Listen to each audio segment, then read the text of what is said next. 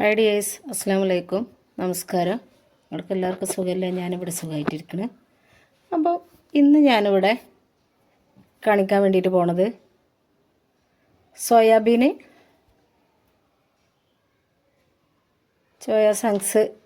Chunks എന്നൊക്കെ പറഞ്ഞ് അത് വെച്ചിട്ടുള്ളൊരു പെരട്ട് എന്നൊക്കെ പറയാം. അപ്പോൾ ഞാനിവിടെ ഒരു 1.5 കപ്പ് സോയാബീൻ എടുത്തിട്ട് ആദ്യം നല്ലതുപോലെ തിളച്ച വെള്ളത്തിലിട്ട് ഒരു 10-20 മിനിറ്റ് നേരം കുതിർത്ത് വെച്ചതിന് ശേഷം അത് നല്ലതുപോലെ തണുത്ത വെള്ളം ഒഴിച്ചിട്ട് നല്ല കഴുകി പിഴിഞ്ഞ് എടുത്തിട്ടുള്ളതാണത്.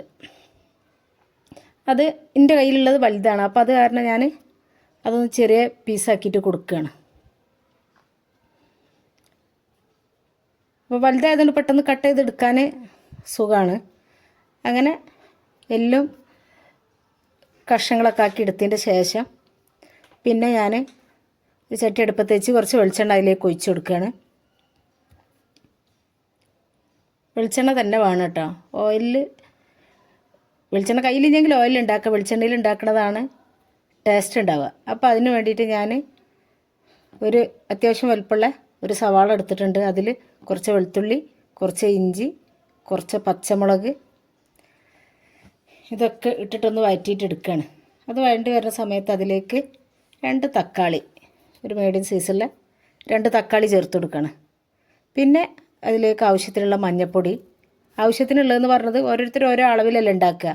അപ്പോൾ ഞാൻ ഉണ്ടാക്കുന്ന ക്വാണ്ടിറ്റിക്ക് അനുസരിച്ചുള്ള അളവാണ് ഞാനിതിൽ ഇട്ട് കൊടുക്കുന്നത്. പിന്നെ ഞാൻ കുറച്ചൊരു സ്പൂണോളം മുളക് പൊടി, 1/2 ടീസ്പൂൺ മല്ലിപ്പൊടി വേണമെങ്കിൽ കുറച്ചും കൂടി ഞങ്ങൾക്ക് ചേർത്ത് കൊടുക്കുക. ഞാൻ എരിവിന് വേണ്ടിയിട്ടാണ് കുരുമുളകിൻ്റെ പൊടി ഇതിൽ ചേർത്ത് കൊടുക്കുന്നുണ്ട്. പിന്നെ അപ്പോൾ ആ ടേസ്റ്റിന് വേണ്ടിയിട്ട് മാത്രമുള്ള മല്ലിപ്പൊടി ചേർത്ത് കൊടുക്കുന്നുള്ളൂ. കുറച്ചും കൂടിയൊക്കെ കൂട്ടാനുള്ള ഓപ്ഷൻ ഇതിലുണ്ട്. പിന്നെ അപ്പോൾ ശരിക്കത് വഴറ്റിയിട്ട് എടുക്കുക. നല്ലതുപോലെ വെന്ത് ചേരണം തക്കാളി ഇതൊക്കെ. പക്ഷേ അപ്പോഴേ നമുക്കത് ആ പെരട്ടിൻ്റേതായിട്ടുള്ള ടേസ്റ്റിൽ കിട്ടുള്ളൂ.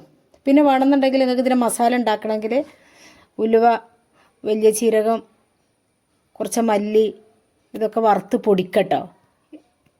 അങ്ങനെ ഉണ്ടാക്കിയാലും ടേസ്റ്റാണ്. നമ്മൾ ആവശ്യത്തിന് മാത്രം ഉള്ളത്.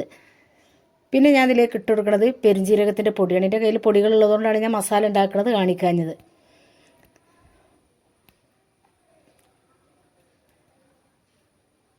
പിന്നെ 1 ടീസ്പൂണ് കുരുമുളകിൻ്റെ പൊടി ആണ് ഇട്ട് കൊടുക്കുന്നത്.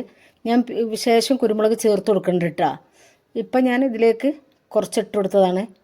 പിന്നെ ഉലുവ വറുത്ത് പൊടിച്ചതാണ് ഞാൻ ഇട്ട് കൊടുക്കുന്നത്. അപ്പോൾ ഇതൊക്കെ ചേർത്ത് നല്ലതുപോലെ കൂട്ടി യോജിപ്പിക്കുക. അതിൻ്റെ സ്മെല്ലൊക്കെ ഒന്ന് മാറി വരുന്നത് വരെ ഇട്ട് ഇളക്കി കൊടുത്തതിൻ്റെ ശേഷം പിന്നെ നമ്മൾ ആ കട്ട് ചെയ്ത് വെച്ച് സോയാബീൻ ഇതിലേക്ക് ഇട്ട് കൊടുക്കുക.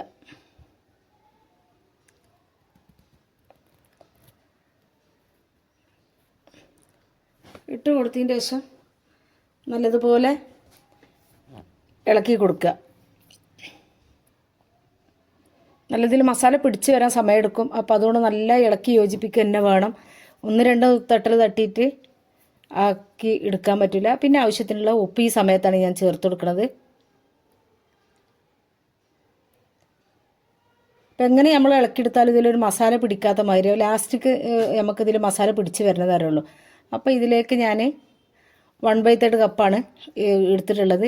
അതിന് 2 കപ്പ് വെള്ളം ഒഴിച്ച് കൊടുത്തിട്ട് നല്ലതുപോലെ ഇളക്കി യോജിപ്പിച്ചിട്ട് ഒന്ന് അടച്ച് വെക്കുകയാണ്. ഇത് ടേസ്റ്റായി നമ്മൾ ഉണ്ടാക്കുന്നത് നല്ല ടേസ്റ്റിലായി ഇതിൽ ചേരുവകളൊക്കെ ചേർത്ത് ഉണ്ടാക്കുകയാണെങ്കിൽ ബീഫിനേക്കാളും ടേസ്റ്റാണിത്. പിന്നെ ലാസ്റ്റ് ഞാൻ കുറച്ച് ഗരം മസാല ചേർത്ത് കൊടുക്കുന്നുണ്ട്. പിന്നെ ഞാൻ നേരത്തെ പറഞ്ഞിരുന്നല്ലോ, ഞാൻ കുരുമുളകിൻ്റെ പൊടി ഇത് നമ്മൾക്ക് എരിവിനനുസരിച്ച് പിന്നെയും ചേർത്ത് കൊടുക്കാമെന്ന്.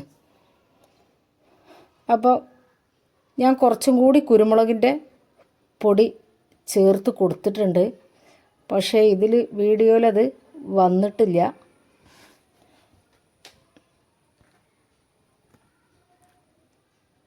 പിന്നെ അതൊന്ന് അടച്ച് വെച്ച് വേവിച്ചതിന് ശേഷം പിന്നെ കുറച്ച് ചപ്പും കൂടി ഇട്ട് കൊടുക്കുകയാണ്.